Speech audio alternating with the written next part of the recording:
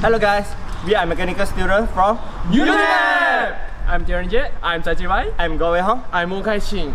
Our main topic for this assignment is the first law of thermodynamics. And our title is Car air conditioning system. Let's talk about how the aircon from a car comes from.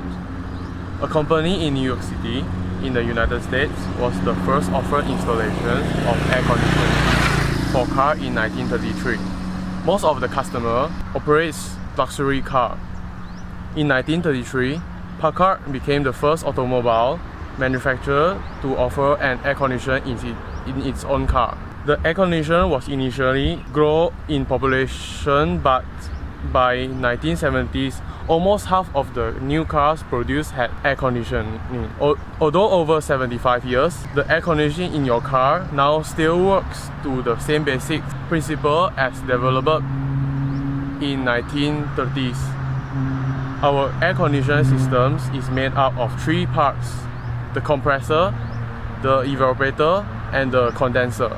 The compressor is driven by a belt attached to the car engine. This is where the low pressure refrigerant gas is compressed into a high pressure, high temperature gas before being pumped to the condenser. Then the condenser works like your car's radiations by dissipating out heat but also cooling the high pressure refrigerant gas so it's formed into a high pressure liquid. Lastly, evaporator, which is located within the vehicle interior, is the part of the system where the refrigerants absorb heat. So now I'm going to talk about how aircons work. The refrigerant resides in the aircon system. The aircon compressor initiates the high side of the system where it's compressed the refrigerant into a high pressure state, causing it to liquefy. It travels through the high pressure lines to the condenser. The condenser, which is similar to a small radiator, puts the liquid in contact with fresh air outside the vehicles, which absorb the heat from the liquid. It then flows into the expansion valves or the expansion valves where it is restricted and becomes gaseous in the low pressure side of the aircon system. It then flows into the receiver accumulators that contains a descent bag and to remove and collect unwanted moist or water and the impurities. So get a look about the engine system. The clean gaseous refrigerants then travel through tubing into the evaporator that's usually located in the passenger compartment of the dash. The new refrigerant in its gaseous state is now able to absorb heat from the air passing through the evaporator fin, leaving behind the cooler air. Fan below this cooler dry air into the car cabinets. The refrigerants travel back to the compressor in the suction hose of the aircon system to get compressed back into the high pressure gas and begin the process again. I'm going to talking about the basic thermal principle. According to the thermal first law, all energy must be conserved. Energy is conserved in a refrigerant system by having both an evaporator and a condenser.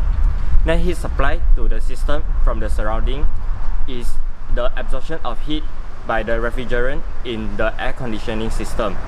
Is equal to the net work done by the entire air conditioning system on its surrounding. It transfers heat from a high temperature to a body at low temperature. Aircon cannot operate unless its compressor is driven by an external power source. So now I'm going to talk about how was people live before and after the aircon system is invented. A more aerodynamic car with air conditioning, you can keep your window closed even on the hottest day. This means that the vehicle aerodynamics are at optimum level, increasing the safety of you and your passengers and reducing the exterior noise. Traffic jams and a hot day is popular in Malaysia's traffic. Without air conditioning, this is a pretty painful scenario, particularly if you are stuck in the car with young children and if you are dressed for business. Sweaty armpits, hot, irritable family members, exhaust fumes seeping in through the open windows. There are a distant memory with aircon. Yes, it's obvious. With air conditioning, you can reduce the temperature in your car without having to open the windows. Especially in Malaysia, we have a hot weather throughout the whole year. Driving slowly through the town with the window down is fun, but we don't recommend trying it on the motorway. You will end up being buffeted about what feels like gale force winds, and there's no chance of hearing radio and the passengers.